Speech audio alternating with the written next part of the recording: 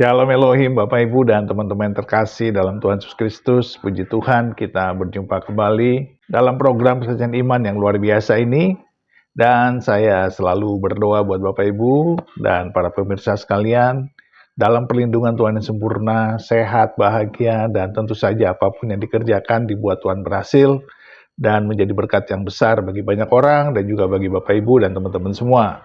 Puji Tuhan untuk dukungannya selama ini, itu sungguh sangat memberkati pelayanan ini, karena terus berkembang dan menjadi kekuatan iman bagi setiap kita ya yang menyaksikan kesaksian-kesaksian para penyaksi yang mengalami kasih Kristus yang luar biasa, luar biasa, luar biasa. Baik, hari ini kita akan bertemu dengan seorang bapak yang berasal dari Sunda, bernama Pak Timotius. Beliau biasa dipanggil Pak Abah Timotius. Dan ini sungguh sangat ajaib kesaksiannya. Ketika bermula, beliau tidak terlalu terkesan dengan pertobatannya, tidak terlalu terkesan dengan imannya. Ketika beliau menjadi Kristen, beliau merasa belum mantap di dalam iman percayanya kepada Yesus Kristus. Tetapi lambat laun, slow but sure gitu, imannya bertumbuh, imannya berkembang, ia berakar dan akhirnya berbuah. Dan puncak dari segala iman itu ketika beliau mengusir setan di dalam nama Yesus hanya karena dia memuji-muji Tuhan. Haleluya, haleluya, haleluya. Setan-setan, jin-jin keluar dari seorang ibu yang kerasukan. Dan itu dilakukan di hadapan seorang dukun dan para pengikutnya. Luar biasa sekali kesaksiannya, dan ini sungguh sangat memberkati pelayanan Pak Abah Timotius sehingga dia bertumbuh dan akhirnya dia pakai Tuhan dalam bidang pujian penyembahan dan pengusiran setan. Nah, bagaimana kesaksiannya? Mari kita saksikan bersama-sama. Tuhan memberkati. Pada orang Sunda, saya ingin mengucapkan Sampurasun. Nah, biasanya kalau orang Sunda kan menjawab Brampes begitu ya. Itu salam ketika kalau kami berkhotbah atau ada di perkumpulan-perkumpulan lebih banyak menggunakan kata Sampurasun. Perkenalkan, nama saya tadi sudah disebut, saya Satip Timotius. Lebih senang dipanggil nama Abah, panggil Abah ketimbang Bapak. Kenapa? Karena di beberapa pelayanan, Abah itu panggilan pada orang tua, sebetulnya sangat jauh lebih tua. Tapi dalam anugerah Tuhan, di usia yang juga saya belum, sebetulnya antara belum atau sudah ya, usia sudah masuk ke 58 tahun, sudah 58 tahun menuju 59. Dianugerahi anak 2, kemudian cucu 1. Yang 1 anak masih di SMA kelas 10. Saya dari suku Sunda, istri saya dari Jawa. Latar belakang kami kedua-duanya sebetulnya bukan orang Nasrani ya, bukan orang Kristen. Saya mau memulai perkenalan dengan keluarga tadi. Kemudian perkenalan berikutnya saya mau cerita di masa lalu bukan pengikut Tuhan Yesus, dari keluarga yang berbeda keyakinan. Sekalipun di masa lalu bukan juga orang yang soleh begitu ya, tapi tidak melakukan kegiatan-kegiatan agama yang khusus lah gitu ya. Orang-orang lain yang kata orang Sunda Subud begitu, yang rajin, saya tidak. Jadi biasa-biasa aja. Ketika orang lain berubah mengikut Tuhan, ada satu perubahan yang drastis begitu. Kalau saya justru saat ikut Tuhan, saya rasanya orang lain bilang apa? Flat begitu ya. Ngalir aja, tidak terasa, tidak tahu sampai kapan saya sebetulnya terjadi perubahan mengikut Tuhan Yesus. Nah, dari orang tua itu kami tinggal di kampung, sangat kampung. Kemudian waktu saya sudah sadar, saya tidak tahu umur berapa, tapi itu mungkin 3-4 tahun begitu ya. Saya tahu mereka sudah menjadi orang Kristen, karena sebelumnya juga bukan ya. Tapi saya karena ekonomi kurang mampu orang tua, jadi saya tinggal di nenek. Nenek juga sama kurang mampu, cuma ya saya hidup bersama nenek yang berbeda keyakinan dengan bapak dan ibu saya. Nah, dalam berjalannya waktu, bapak ibu yang sudah Kristen, saya memandang waktu itu tidak cukup tumbuh walaupun mereka aktif ke gereja, sangat jauh ke gereja, bukan di tempat itu, mereka datang ke kampung lain. Kenapa tidak saya sebutkan tidak cukup tumbuh? Saya memandang mereka ini setelah mulai agak gede ya, saya mulai agak gede itu melihat misalnya ada kebiasaan dulu pasang apa namanya ya, karena ekonomi kurang mampu tadi, pasang nomor. Dulu ada namanya nalo atau apa gitu ya. Saya masih ingat itu. Ya mereka lakukan itu supaya dapat rezeki dan sebagainya. Berarti setelah belakangan baru tahu, oh dulu orang tua saya nggak tumbuh dalam iman dengan baik begitu. Kemudian kalau ada sakit begitu, saya sakit misalnya ya, atau adik-adik saya sakit, tidak datang kepada apa majelis gereja atau orang yang lebih rohani secara kekristenan, tapi datangnya kepada kakek buyut saya yang bisa pakai jampe-jampe begitu ya. Dan termasuk juga saya waktu itu ketika masih kecil, apa namanya, kalau sakit pasti dibawanya ke situ. Saya lupa tahun titik-titiknya kapan, tetapi mulai besar, seingat saya tamat SD 2 tahun atau setelah tamat begitu, singkatnya mencari nasib lah, mencari penghidupan lebih baik. Cuma ada sesuatu yang menarik waktu itu, waktu ketika keluar dari kampung sih tidak terpikir, belakangan baru kepikir. Salah satu dari anak buah jadi berkata pada saya, nanti kamu katanya nabi kamu itu berarti Nabi Yesus ya. Dia tidak menyebut Nabi Isa, kamu akan menjadi pengikut Yesus. Saya tersenyum, tapi saya berpikir apa ya? Karena saya tidak pernah menjalankan agama dengan baik ya sebelumnya. Jadi lewat saja seperti itu. Nah, seiring berjalan waktu itu, saya tinggal di satu keluarga orang Kristen yang sangat baik. Nah, mereka inilah suami istri yang sering pelayanan ke kampung ke orang tua saya beberapa kali. Tapi saya belum pernah bertemu karena saya bukan Kristen ya. Jadi bapak ibu itu berkunjung beberapa kali ke rumah. Kemudian di tempat itulah saya satu kali tinggal bersama dengan keluarga ini. Tidak ke gereja, tapi saya diam-diam saja untuk beberapa waktu. Satu kali karena keponakan dari keluarga ini ke sekolah minggu pemuda remaja waktu itu, saya ikut ikut-ikutan, ikut begitu. Perasaan sebetulnya bukan tertarik, karena sungkan aja tinggal di rumah orang kok nggak ikut gitu ya. Nah, lalu dari situ ya ada rasa tertarik sedikit. Tidak cukup kuat ketertarikan itu. Pingin ada keinginan belajar, tapi gimana caranya gitu. Tidak mengerti. Kemudian ada lagi yang tidak tertarik itu, karena kalau bapak ibunya sangat bagus, tapi ada beberapa anak di situ dari keluarga ini yang menolong saya kurang bagus kerohaniannya. Jadi pikir saya agama saya dengan agama dia nggak ada bedanya lah, kata saya pikir itu dalam hati ya. Nah, terus berjalan waktu itu saya waktu itu juga apa namanya ya masih sangat muda, dan salah satu dari keluarga di situ termasuk perokok berat. Dan saya sering nyumput merokok. Sebetulnya sungkan aja, bukan tidak suka merokok ya, cuma sungkan. Jadi kalau merokok nyumput gitu. Nah, dari situ sekian tahun di situ saya tinggal bersama keluarga ini. Kemudian saya oleh keluarga ini disuruh belajar. Kamu belajar katanya ke satu tempat. Belajar apa kata saya? Sok aja belajar sana. Nah, tahu-tahu belakangan itu tempat di mana saya belajar Alkitab. Tapi sebelumnya saya tidak tahu. Jadi antara tertarik atau tidak tertarik, saya pikir ya coba aja lah, apa susahnya gitu, apa salahnya. Belajar di situ. Beberapa kali tidak tertarik di situ karena senior saya ya waktu itu ada yang berkelahi, kemudian sebelum berkelahi ada yang minum minuman keras dulu. Banyak sekali, banyak tidak tertarik di tempat itu. Tapi berjalan setahun, 2 tahun, dan sekian tahun berjalan. Nah, kembali dengan diri saya tentang Tuhan, apa ya? Tuhan Yesus itu memang Tuhan, tapi sampai waktu-waktu itu saya sih belum merasakan satu sentuhan buat saya Kristus sebagai Tuhan sebetulnya. Mulai belajar, kemudian belajar bagaimana mengajar sekolah minggu ya, terlibat setelah sekian tahun di tempat itu. Terus tapi buat saya sendiri sebetulnya sentuhannya belum begitu terasa. Jadi ingat-ingat gitu, apa sih yang mengubah saya gitu ya. Cuma ada satu bagian titik awal ketika eh, apa namanya, merasakan kekuatan kuasa Tuhan itu begini. Saya ini perokok ya, Bapak Ibu, saya itu perokok berat. Pertama kali merokok saya umur 4 tahun. Saya masih ingat itu, 4 tahun kurang bahkan mungkin ya. Pokoknya ingat waktu itu saya disunat, dan saya nggak mau disunat.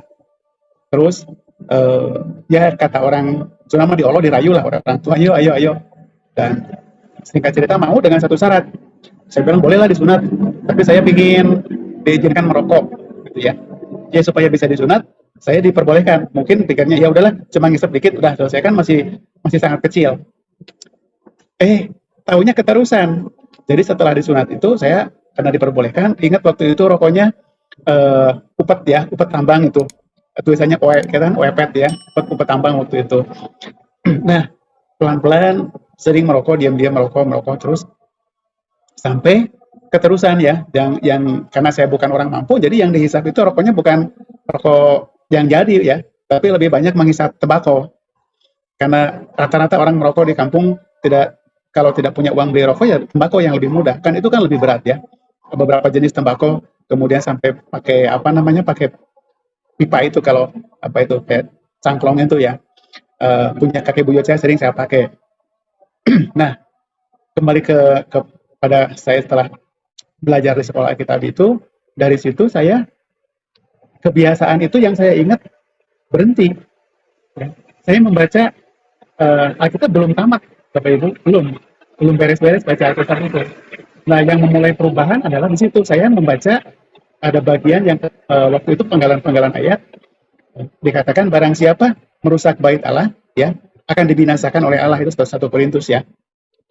Jadi memang topik di atas itu tentang makanan, tapi saya ingat rokok itu secara langsung tidak langsung merusak tubuh. Jadi itu pembaharuan pertama. Saya ingat, cuma persisnya tidak tahu kapan itu terjadi, tapi saya berhenti. Saya ingat beberapa rekan ketika masih di tempat itu masih merokok. Satu kali ingat jalan dengan 2 teman, kami bertiga, 2 sahabat saya ke warung mampir. Dia mau ngapain? Dia bilang, nah saya mau beli rokok. Jangan merokok, berhenti kalian.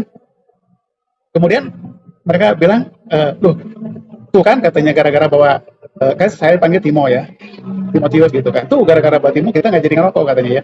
Nah kurang lebih begitu. Saya tidak tahu kelanjutan teman-teman ini, dan di kemudian waktu saya tahu setelah sekian lama mereka juga berhenti. Tapi itu obrolan pertama, ingat, saya berhenti merokok.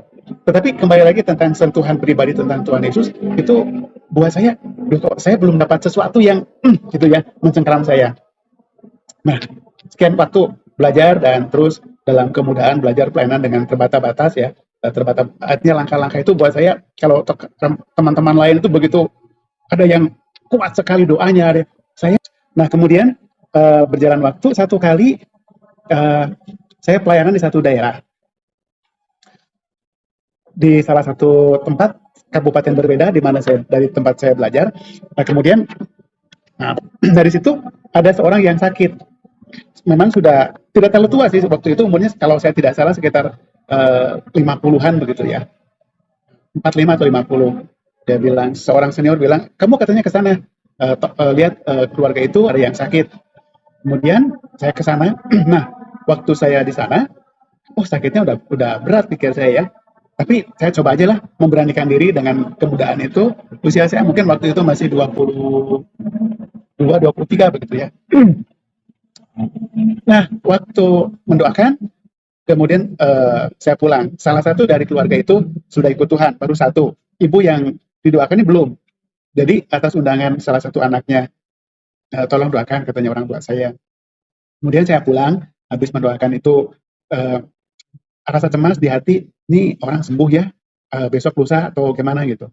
Pulang. Itu sampai di rumah, tidak lama kemudian ada kabar. Waktu itu belum ada HP ya, tahun 85 begitu. Saya belum ada HP segampang sekarang, jadi dan pelayanan di satu daerah agak ke kampung ya.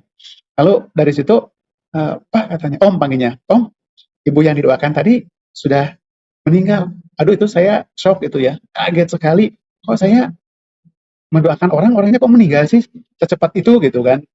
Kan tadinya saya minta supaya Tuhan nyatakan mujizat, dia sembuh. Dan itu terulang kembali ketika saya pelayanan di satu daerah tahun 87 di kabupaten yang berbeda. Eh, Hal yang sama terjadi. Jadi saya pikir, kok saya mendoakan orang supaya sembuh, tapi kok yang terjadi sebaliknya. Jadi diingat kembali ketika tahun 87 itu, ingat beberapa waktu sebelumnya di tempat yang berbeda, sampai saya agak sungkan kalau mendoakan orang yang sakit. Jangan-jangan nanti keterusan gitu kan, kebablasan atau gimana. Nah, udah itu tahun gitu lewat. Eh, Sampai satu kali saya pindah dari tempat itu, dari kota di mana saya belajar Alkitab, pindahlah saya ke pelayanan di Jawa Barat. Nah, loncat nih ceritanya ya, loncat ke Jawa Barat, belajar bergabung dengan satu lembaga pelayanan Sunda. Nah, dari situ tidak lama di tempat itu, kemudian saya ditempatkan di satu kabupaten kembali, satu kabupaten. Sebetulnya wilayahnya itu bukan wilayah Jawa Barat, wilayah Jawa Tengah, tetapi ada kampung-kampung orang Sunda. Nah, saya pergi ke sana. Nah, di tempat ini saya mulai bergabung dengan satu komunitas yang berbeda. Alirannya berbeda dengan di mana saya ada begitu ya dulu. Cara ibadahnya berbeda. Ya, saya coba sesuaikan diri saja. Nah, di tempat ini saya mengalami dua peristiwa. Ini menjadi cikal bakal saya rasanya begitu menyadari bahwa Yesus itu sungguh-sungguh ada dan berkuasa. Dan baru dari situ satu peristiwa misalnya, eh, saya ini tergolong orang penakut ya kalau ikut di kerumunan. Pada saat jemaat Tuhan, anaknya meninggal. Saya lupa umur 4 tahun begitu ya. Meninggal. Lalu karena dia eh, berbeda keyakinan dengan warga masyarakat tersebut, eh, beberapa bulan kemudian itu dibongkar kuburannya. Dibongkar dengan alasan tidak boleh katanya. Ini orang Kristen mengotori lingkungan kami di sini. Jadi harus dibongkar. Itu pertama kali punya keberanian. Kenapa? Karena bagaimana orang banyak yang ada di situ. Saya waktu itu ada kamera ya, ada kamera biasa begitu, yang masih pakai roll ya. Nah, mulai dipoto, foto sampai beberapa orang yang ya pepentok di situ ngasih tahu ke salah seorang tentara. Dia bilang, dititip pesan supaya jangan dipoto. Saya bilang enggak, saya ini mau lakukan ini. Dan seperti tidak ada ketakutan dalam diri, saya berdua dengan salah seorang jemaat dari satu daerah yang tahu bahwa hari itu akan ada pembongkaran, sudah dapat kabar. Tapi entah bagaimana keberanian itu muncul dari mulai kumpul di kepala desa, kemudian pergi ke kuburan, ikut menyaksikan semua, sampai saya foto-foto gitu ya. Terus sampai singkat cerita sampai selesai. Nah, itu saya juga heran ya. Heran karena keberanian itu selama ini tidak ada. Saya pulang ke gereja induk di mana saya bergabung pelayanan, saya sampaikan kondisi begini-begini dan seterusnya ya. Itu satu. Jadi itu pengalaman pertama, oh ini Tuhan beri saya keberanian untuk menghadapi keadaan yang seperti ini ya. Tidak kepikir seandainya ya berandai-andai saya ditangkap, digebukin dan lain sebagainya atau dibunuh lah misalnya, nggak kepikir. Yang kepikir oleh saya harus lakukan sesuatu dan ya itu aja. Ada keberanian lah kurang lebih begitu ya. Nah, itu satu. Kemudian satu lagi, masih di wilayah yang sama. Setelah sekian lama, saya berkunjung lagi ke tempat itu. Nah, waktu saya berkunjung, suami dari ibu itu sedang keluar, kemudian dia bilang si bapak sedang pergi, nanti tidak lama lagi pulang katanya. Dalam keadaan itu tiba-tiba ada satu orang saudaranya dari ibu ini datang kasih tahu bahwa keponakannya, disebutkan anaknya begitu ya, sedang kesurupan. Nah, dari situ si ibu bilang, yuk katanya kita ke sana ngedoain orang yang kesurupan. Saya pikir berani enggak? Dia bilang, ayolah bu, ayo. Saya masih muda ya, belum pernah punya pengalaman dengan hal itu. Ya saya ke sana, tapi sebelumnya saya bilang, bu yuk kita doa dulu, kemudian pergi jalan kaki ya, tidak terlalu jauh. Itu udah menjelang habis maghrib kita ke sana pakai obor ya, pakai bambu itu, pakai lampu bambu itu karena nggak punya senter. Terus kan belum ada HP juga ya. Kemudian ke sana, waktu masuk ke sana ada orang banyak berkumpul di situ. Rumah itu agak pekat ya, karena asap dari yang membakar kemenyan di sana. Lalu saya ngobrol sebentar, bertanya, hanya beberapa menit saja, beberapa pertanyaan. Saya bilang, kenapa bisa begini? Lalu diceritakan sedikit di mana orangnya di kamar. Waktu masuk kamar, saya berdua sama ibu ini, terus di dalam ada 5 orang. Nah, pas waktu mau masuk itu, mereka ngobrol begini, coba katanya cari telur, dimasukkan ke mulut dipaksa. Jadi waktu kesurupan itu mulutnya terkatup rapat. Terus saya bilang begini, itu pertama kali ngomong, entah bagaimana, saya percaya sekarang tahu, itu keberanian dari Tuhan ya. Tapi waktu itu nggak kepikir, cuma ngomong gini, saya bilang nggak usah kasih telur, nanti malah pecah kemana-mana dan kotor. Kemudian saya masuk bersama ibu itu, yang di dalam ada 5 orang yang sedang memegang orang ini yang meronta-ronta ini. Saya bilang begini, bisa gantian gitu ya, dengan santun saya pakai bahasa punten, bilang permisi saya coba bisa pegang bagian atas dan ibu di bagian tengah itu ke bawah, kata saya gitu. Saya dari tengah ke atas. Mereka kan berlima gede-gede yang megang, saya kan badan kecil waktu itu. Kemudian si ibu lebih kurus dari saya gitu kan. Kemudian kita mulai pegang. Orang ada yang berbisik, emangnya bisa gitu kan. Nah, saya mulai pegang tangan kiri saya itu di atas tangan kanan dia karena dia terlentang gitu kan. Dari dada ke atas itu saya dekap begitu. Ini bapak-bapak muda ini, dia sudah punya anak 1. Lalu mulai berdoa dalam hati. Yang keluar saya cuma bilang begini, haleluya, haleluya, Tuhan Yesus tolong, haleluya. Itu aja, yang saya nggak ngusir setan, nggak ngusir apa begitu ya. Saya mau ngusir gimana, nggak ngerti caranya. Tuhan Yesus tolong, Tuhan Yesus tolong, cuma gitu, haleluya, Tuhan Yesus tolong. Saya kira tidak terlalu lama. Yang saya mulai rasakan, tadi orangnya yang meronta-ronta di bawah itu kan tenaganya kuat gitu kan. Kok seperti tidak ada kekuatan itu orang. Diam saja. Terus saya lihat kok cuma si ibu yang pegang. Ya. Dan saya gitu kan berdua. Tadi berlima kok mereka nggak kuat. Kesusahan 5 orang. Tapi kami yang berdua ini, kok orang ini seperti tidak berdaya. Dan tiba-tiba dia siuman dengan satu ucapan, dia bilang astagfirullahaladzim. Saya bilang, oh Bu, ya udah sadar. Kemudian saya nutup dengan doa, Tuhan Yesus terima kasih. Kemudian kami keluar dan orang itu udah seperti bangun dari mimpi aja. Tidak lama saya keluar dari kamar, dia juga mungkin hanya beberapa menit menyusul dari kamar dan duduk di satu ruangan. Ruang dapur sangat besar, ruang dapurnya waktu itu. Bercerita tentang apa yang terjadi di sawahnya, ada kejadian, kemudian ada hal lain. Dia membawa batu dan dia tunjukkan itu batunya katanya.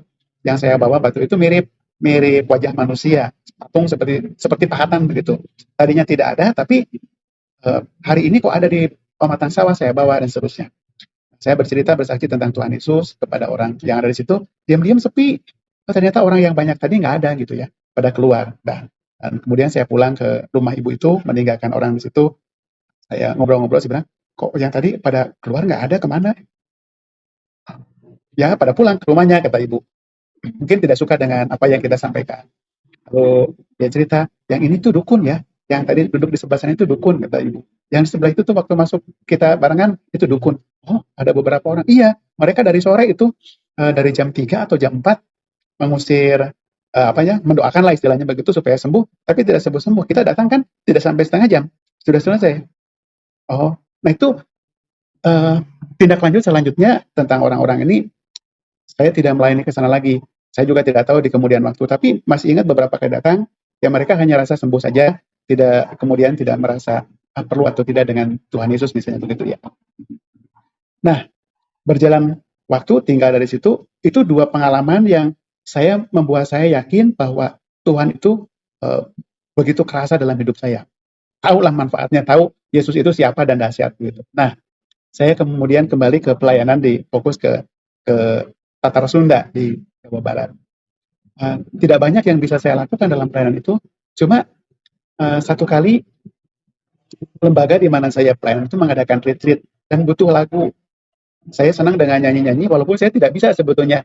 Ya, suara saya ya lebih bagus mungkin daripada cecak begitu ya, tapi tidak kalah indah dengan suara burung bebek. Nah, saya tidak bagus suara itu, tapi teman-teman nyuruh, ayo bikin lagu Sunda. Seingat saya di tahun 92 itu ya, peristiwa itu, atau 91, 92 mungkin. Kemudian saya bikinlah lagu dengan satu judul Teneng Ludeng. Teneng Ludeng itu berani, begitu singkat ceritanya, tidak takut. Dan isi retreat itu kami sedang bergumul, mendoakan, bahkan berdoa puasa tentang pelepasan, karena banyak di antara orang-orang Sunda itu masih terikat dengan kuasa-kuasa kegelapan. Kristen iya, ibadah iya, tapi juga banyak yang masih terikat gitu. Nah, kemudian lagu itu isinya kurang lebih itu, salah satu lirik dalam lagu itu disebutkan bahwa semua orang yang percaya itu diberi kuasa untuk mengusir setan, ya. Jadi mengalahkan kekuatan kuasa setan. Mandat itu dipakai dalam lagu tersebut diceritakan. Nah, dan satu keajaiban sungguh-sungguh nyata, ketika kami mengumandangkan lagu itu pada waktu retreat, orang-orang yang punya kekuatan kegelapan itu satu-satu tumbang, ya. Ada satu orang yang kampungnya tidak terlalu jauh dengan kampung saya. Ketika saya waktu itu belum terima Yesus, ya, tentu tidak tahu hal itu. Nah, setelah pelayanan ke tempat itu, dia ada di situ, tiba-tiba dia merangkak dari ruangan itu. Saya tidak melihat, cuma beberapa teman menyaksikan itu dan dia mengakui. Dia bilang, saya kepanasan, kemudian dia keluar dari ruangan di mana kami sedang nyanyi tentang lagu ini, menyanyikan lagu ini. Kemudian dia keluar dan pergi ke kamar. Ternyata di kamar itu manifestasi, ya. Beberapa teman yang lebih rohani coba mendampingi orang ini sampai di kamar, didoakan. Tidak tuntas hari itu didoakan, besoknya didoakan lagi. Dan itu hanya salah satu. Yang lain-lain ada, ya, yang peristiwa-peristiwa seperti itu. Dan waktu itu banyak sekali orang yang didoakan di satu ruangan bersama dengan teman-teman, para senior waktu itu. Saya barangkali orang yang paling muda. Saya tidak turut mendoakan karena tidak punya pengalaman selain 2 pengalaman yang saya lakukan itu di pelayan di daerah itu, mendoakan orang kesurupan. Saya tidak punya pengalaman. Jadi saya lebih baik berdoa dalam hati dan menyaksikan bagaimana para senior berdoa untuk orang-orang yang jumlahnya cukup banyak, ya, yang ingin dilepaskan. Ya, kebanyakan yang tadinya tidak mengakui, yang saya sebutkan tadi, salah satu dianggapnya sudah beres, ternyata ketika dengar pujian saja dia sudah nggak tahan. Jadi orang-orang yang tidak sanggup itu mendengar pujian karena kekuatan Allah, nah, dibawalah ke ruangan tersebut, ke satu ruangan. Nah, saya ibadah sudah selesai, masuk ke sana, ternyata masih berlangsung. Ada orang-orang yang dilepaskan dari kuasa-kuasa kegelapan. Itu pengalaman. Dari situ muncul gagasan, kayaknya saya harus bikin lagu, gitu kan. Kemudian mulai berkunjung ke beberapa tempat di mana ada lagu ibadah bernuansa Sunda. Tapi lagu-lagunya bukan bahasa Sunda, tapi bukan lagu Sunda, bukan senggol Sunda, bukan cengkok Sunda. Jadi lebih banyak lagu terjemahan dari bahasa Belanda misalnya dulu, atau bahasa Inggris ke bahasa Indonesia, terjemahkan ke bahasa Sunda. Dan kurang lebih seperti itu, lebih banyak. Jadi sangat-sangat minim lagu-lagu Sunda dengan senggol Sunda gitu, ya. Kata-katanya Sunda tapi bukan lagu Sunda. Nah, dari situ ngalir pujian-pujian dari Tuhan menurut saya, ya. Ada banyak lagu yang fenomenal. Salah satu lagu yang saya sebutkan tadi, yang Tenang Ludeng itu lagu pertama yang saya tulis dan saya tahu punya kuasa. Kemudian satu kali lagi itu saya gabung dengan satu gereja. Nah, gereja ini yang sampai sekarang saya gabung punya hati untuk pelayanan kepada suku Sunda. Sudah ada teman-teman yang merintis melayani, ada perkumpulan kecil waktu itu. Tetapi lagi-lagi lagu Sundanya itu sangat minim, sangat-sangat sedikit, dan ada lagu-lagu terjemahan dari lagu lain, bahkan ada lagu umum yang diterjemahkan menjadi kata-kata rohani. Nah, lalu di situ mulai tergerak hati untuk menulis banyak lagu Sunda. Saya bilang, saya butuh, ya, gitu, ya. Butuh untuk ibadah bernuansa Sunda. Kemudian belajar kecapi, sedikit ditingkatkan. Waktu menulis pertama kali, saya nggak bisa main kecapi. Dan harus ada orang lain yang mengiringi. Saya bilang begini, kemudian saya nyanyi dan ada orang yang mencoba mengiringinya. Nah, lahir sejumlah lagu berturut-turut muncul dalam hati saya, sampai saya merasakan, oh ya, ada satu lagu, nanti saya akan nyanyikan di bagian akhir, karena kecapinya harus diputar dengan nada yang berbeda. Ada satu lagu yang membuat saya cukup, bukan depresi, ya, pembelajaran besar. Setiap lagu yang saya tulis rata-rata itu diujikan bukan buat orang lain, buat saya. Satu lagu misalnya Regreg Pageh. Regreg Pageh itu bicara tentang orang yang tangguh, kuat begitu. Walaupun dia dapat tekanan, dapat celaan, dapat cercaan, dia kokoh dalam Tuhan, tidak untuk umut kalinuan, tegoda keanginan. Jadi keanginan, jadi kokoh betul-betul imannya. Bapak Ibu dan saudara sekalian, tahu nggak itu lagu itu ditesnya kepada saya. Nah, saya mendapat banyak tekanan, banyak kesulitan, banyak masalah dalam pelayanan. Saya ngobrol dengan istri saya, kok yang dapatnya di tes pertama kok saya ya gitu ya. Aduh, kata saya, kok gini ya, nulis lagu ini. Lagu itu memberkati orang lain, orang senang menyanyikan karena mudah diikuti, tapi saya yang mengalaminya, kok gitu ya? Nah, terus berjalan banyak hal. Kemudian ada lagu lagi yang saya rasa sangat memberkati juga orang-orang di perkumpulan. Saya pergi ke beberapa persekutuan Sunda, lagu ini sangat banyak dijumpai, ya, satu lagu penyembahan. Nah, ini lagu sering dipakai termasuk di tempat kami ibadah.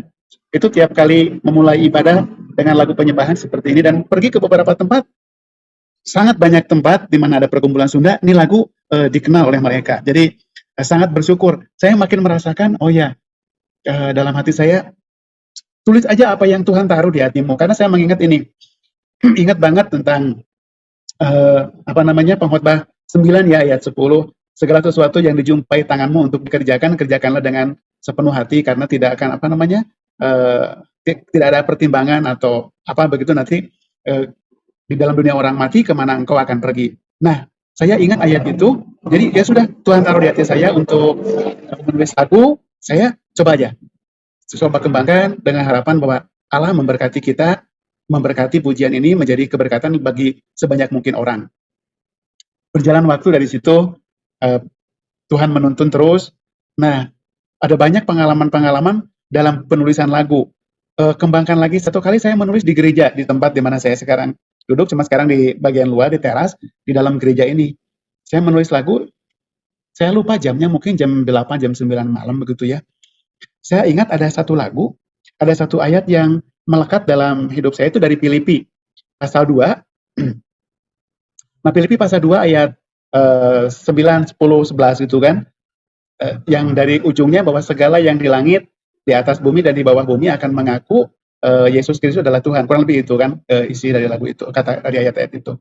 Nah, saya ambil kecapi waktu itu, kemudian ada gamelan di sini di mana saya ada, pakai saron namanya ya, main sendiri. Kemudian saya mulai bernyanyi. Pada waktu yang bersamaan, Bapak Ibu dan rekan sekalian, pada waktu yang bersamaan itu tiba-tiba di ruangan di mana saya sedang bernyanyi itu ada bunyi lain. Sebelum bunyi itu ada, maaf ya, tiba-tiba bau sirih yang pernah makan minang itu, sirih pinang ya, itu seperti ada bau sirih ke hidung itu. Kan itu malam hari nggak ada siapa-siapa gitu kan. Kenapa ya? Kata saya gitu. Nah, setelah itu masih pada waktu yang tidak terlalu lama dalam malam yang sama di situ, tiba-tiba itu seperti ada asap menyan lewat ke depan saya, tercium aromanya. Kayak asapnya itu seperti kelihatan berkelebat. Sampai saya melek mata begini ya, waktu itu belum berkacamata, sekarang agak susah kalau tanpa kacamata. Saya lihat, apa sih gitu. Terus aja jalan. Kemudian saya terus lagunya saya selesaikan karena dalam lagu itu dikatakan tidak ada yang lebih berkuasa daripada Tuhan Yesus ya. Kemudian saya terus nyanyikan lagi. Kami biasa ibadah itu duduk di karpet. Nah, di belakang, posisi paling belakang itu ada kursi yang biasa disediakan bagi keluarga atau jemaat yang nggak mau duduk di bawah karena mungkin sudah usia agak sepuh atau sakit, kalau terlipat kakinya, begitu ya. Nah, waktu itu kursinya ditumpuk karena nggak dipakai. Kayak bunyi orang narik pagar bambu begitu ya. Kurang lebih begini. Tak gitu. Apa sih, cecak atau apa? Tapi kok rasanya beda. Wah, saya itu langsung di situ saya katakan tuh gini ya. Saya punya kuasa, saya ngomongnya kasar waktu itu ya. Saya ngomongnya kasar. Istilahnya nantang aja. Nah, cuma saya bilang saya punya kuasa nama Yesus, kalau kamu berani ya nongol aja. Udah, selesai, nggak nongol lagi. Jadi lagu ini berbicara tentang nama di atas segala nama yang penuh dan penuh kuasa. Jadi saya berulang kali nyanyi lagu ini terus sampai oh ya, makin kesini makin merasakan bahwa betul nama Yesus itu begitu dahsyat. Dan tentu masih banyak lagi lagu-lagu lain yang sangat memberkati saya sendiri, tapi juga jemaat di mana saya bergabung di pelayanan di tempat ini. saya ingin menyanyikan beberapa lagu, satu dengan gitar. Saya juga lagi-lagi bukan ahli pemain gitar, jadi hanya bisa sedikit saja. Nah, lagu ini berbicara tentang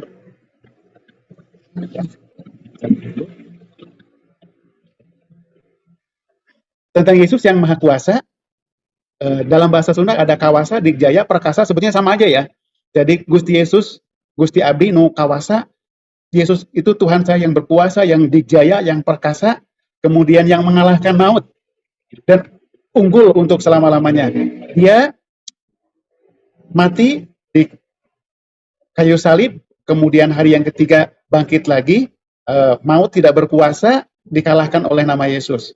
Bangkit dari antara orang mati, memperlihatkan kemuliaan keagungannya, kemudian pergi ke surga, dan Yesus berkuasa selamanya. Nah, ini lagu ini belum terlalu lama kalau lagu ini ya. Dan saudara sekalian, ya berjalan waktu sampai sekarang Tuhan menuntun di dalam satu pelayanan di mana saya ada. Kami ibadah di tempat ini dengan musik Sunda. Kemudian konsisten. Teman-teman di sini dianugerahi dengan beberapa teman menulis lagu-lagu Sunda rohani. Jadi sangat bersyukur setelah itu beberapa rekan, bahkan anak yang jauh lebih muda dari saya, itu Tuhan anugerahi dengan bisa menulis lagu rohani ya. Sekarang beberapa teman di tempat lain, di gereja-gereja lain juga di Tatar Sunda ini, Tuhan anugerahi dengan kemampuan atau talenta menulis lagu rohani. Nah, kami bersyukurnya karena lagu-lagu ini dipakai. Ada mungkin orang yang menulis tapi nggak dipakai oleh sendirinya atau oleh komunitasnya. Tapi kami di sini dipakai karena kami ibadah dengan menggunakan gamelan Sunda. Itu diselingi dengan kontemporer. Kontemporernya juga tetap ada nuansa Sundanya. Jadi ada gitar, bass, kemudian pakai arumba, sesekali ada keyboard gitu ya. Tapi tetap kendang dan sulingnya tidak hilang sebagai ciri khas Sundanya gitu. Saya kira ini saja. Puji Tuhan luar biasa. Tidak ada yang tidak mungkin di dalam Tuhan. Ketika Tuhan berkarya dalam diri anak-anaknya, Tuhan melakukan kuasanya. Dia menunjukkan keperkasaannya sebagai Allah, pencipta langit dan bumi, sebagai Tuhan yang berkuasa atas setiap makhluk, bahkan setan-setan, jin, dan demit sekalipun. Tunduk takluk kepada nama di atas segala nama, yaitu nama Tuhan Yesus Kristus. Dan Abah Timotius dipakai Tuhan dalam bidang tersebut, dalam pujian penyembahan dan pengusiran setan. Dan kita melihat bagaimana kesaksian beliau yang luar biasa melayani suku Sunda. Dan marilah kita terus mendukung beliau dalam doa kita, dan terus kita bersyafaat buat bangsa dan negara kita, buat orang-orang yang terhilang, buat mereka yang belum percaya kepada Yesus Kristus sebagai Tuhan dan Juru Selamat mereka, supaya setiap jiwa ini diselamatkan, mengalami kasih Kristus, dan tentunya bertobat dan lahir baru, serta dibaptis dan bertumbuh, berakar, dan berbuah di dalam Tuhan. Sehingga ketika kita mendoakannya secara komplit, secara utuh, iman mereka pun juga utuh di dalam Yesus Kristus. Terpujilah nama Tuhan. Tuhan memberkati Bapak Ibu sekalian, di dalam nama Bapa dan Anak dan Roh Kudus, di dalam nama Tuhan Yesus Kristus. Haleluya, haleluya, haleluya, haleluya. Amin, amin, amin, amin, amin.